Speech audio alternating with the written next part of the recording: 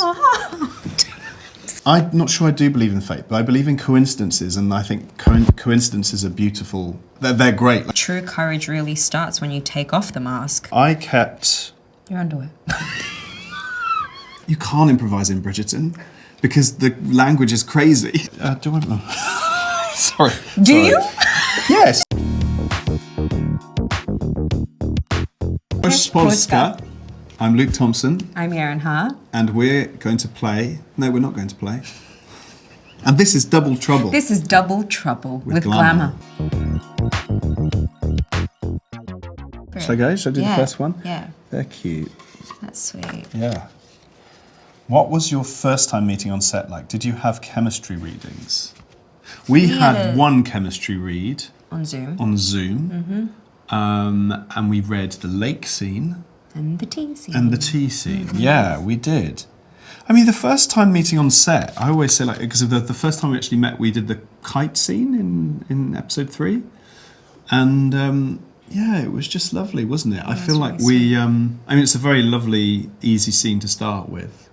And it is all about sort of like release and joy. And so that was a nice one to sort of begin our journey with. But it felt like we'd been working together for a very long time already. Yeah. You know, I didn't feel any sort of sense of, you know, trying to sort of like get used to you or something. It felt really easy, didn't it? Didn't it? Yes. Yeah, I always find it funny because, as a preacher, because I think I'm very like, I adapt a lot to other people's energy. But I was very like, oh, I get... You're just yourself. I get, yeah. That's nice. I get you and I get where I am in this dynamic. What would you like the viewers to take from Sophie and Benedict? Hold, please. Siren. What would you like the Coming viewers... for us. Yeah, oh my God. What would you like the viewers to take from Sophie and Benedict's story? Does this love story have a lesson about taking control of their own lives? Yeah, I think so. I mean, I think I'd like viewers to take a bit of hope. And that, yeah, I feel like true courage really starts when you take off the mask and you are vulnerable with someone else. And that someone loves all parts of you, including your flaws, including your insecurities, including the things you're confident about. And it's about, yeah, someone loving you whole.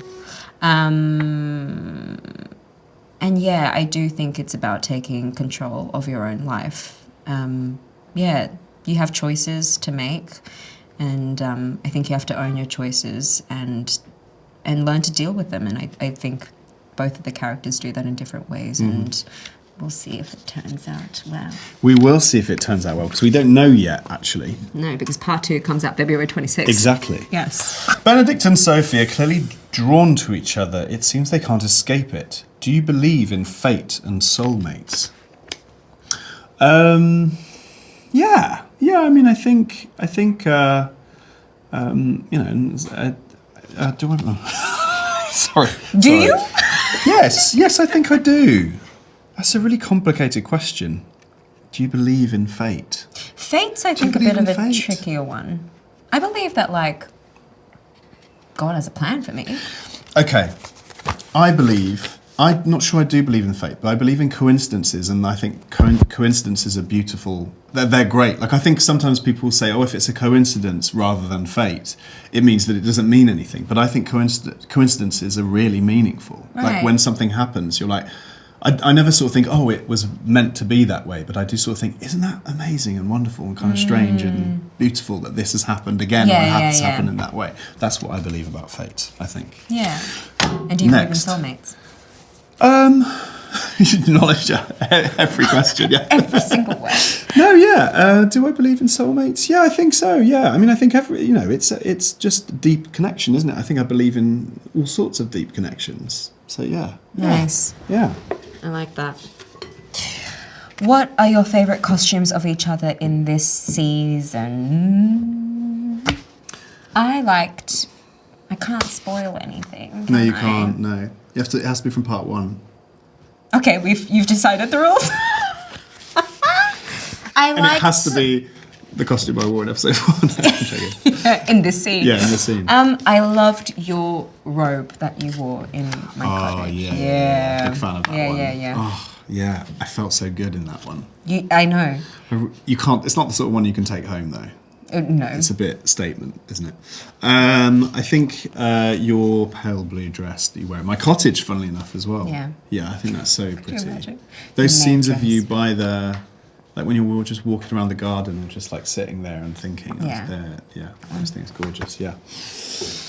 Okay. Did you keep anything from the set to remind you of your character's story? I kept. Your underwear. I wish. They were stunning. You loved them. Yeah. Great detail. There was like rope. No, was it not rope? Like kind of like a corset. Yeah, it was a situation. corset. How would you call that? Corseting. Corset. There was corseting on my bum, which was very nice. No, I kept the bracelet, Benedict's bracelet. I was able to keep. It was Yeah, that was a designed nice bracelet. and put together by this Italian jeweler called Lorenzo, who I spoke to every time we went for fittings, and yeah, it's pretty beautiful. I wouldn't wear it, but it's nice to just have and remember. Like me, I kept my necklace. As a reminder, yearning made a huge comeback. Why do you think tales of yearning like yours are so popular right now? Because everything is so quick and instant, and people judge so quickly, and then people move on, and then you don't have time. And I think you always explain it well. Like you just said need it brilliantly. time Yeah. with yearning. So Yes, it's sort of like persistence and like actual connection between two people for a duration of a period of time. yes, and that's what I mean. It's funny, isn't it? It's depth. I think you can only get somewhere meaningful, I think, if you stay with something for a long time. And see how it goes. I've got an analogy. Let's hear it. One time I was sat in the woods. I was sat in the woods, and I was like, I wonder if what happens if I just sit here, and then you sit. I sat there for about 5 minutes, and it was, you couldn't see anything for 5 minutes, and then after a few minutes, like animals started to appear. I know I sound like Snow White, but it's true. Like suddenly I saw like more birds. I saw like a rabbit, and I was like, God, if you wait, things do happen. But you have to wait. You have to sit and wait. You can't sort of like turn up to the wood and be like, where are all the animals? Yeah. You have to sit there for 5 minutes and then wait, and then things start to happen. And I think it's the same with, I can't believe, Okay.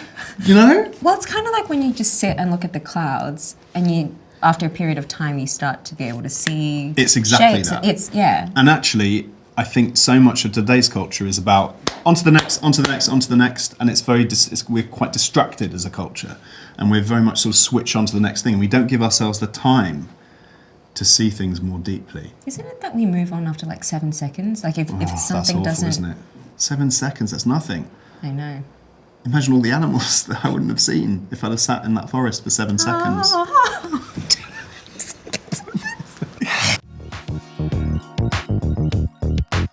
Who was the bigger jokester on the set? I think we're both as bad as one another, Yeah, actually, we are. with We are, jokesters. actually. I think we both made each other laugh in different moments equally. In yeah, different ways, I'd say. yes. Who improvised more often? You can't improvise in Bridgerton because the language is crazy. Yeah. If you forget And your line, you can't even like, or you So try. I'm just silent. Sometimes I tried, like I'll forget a line and I'll try and sort of say something, it'll just come out as like, and indeed, sir, I know. madam, and it At just one doesn't time work. was like, oh, I'm so sorry. And I was like, people do not say sorry back in the day. Yeah, like I say, that's okay. Like, Yeah, can't say okay. Yeah, that's lit. Never say that. Who has Benedict-like memory for tiny details about their co-star? I think me. But I thought he forgets details because he can't remember Sophie. Or is that, I'm not sure if it's which way around it is. Oh, should we do most forgetful? Let's do most forgetful. I think I'm most forgetful. Maybe just purely because of your glasses. Purely because I kept forgetting my glasses. Yeah, I had 3 pairs. And Not they kept because you getting forget lost. things about. And who is more likely to be charmed by the evening, like Sophie? Oh. We both are. Are you? Are you able to be charmed by an evening? to bed. When You mean you like wanna an go to bed? evening out for an event? I guess so. Yeah. Like going to a ball, I guess. I'm quite easily charmed. Yeah, I would say Luke. Yeah. Yeah.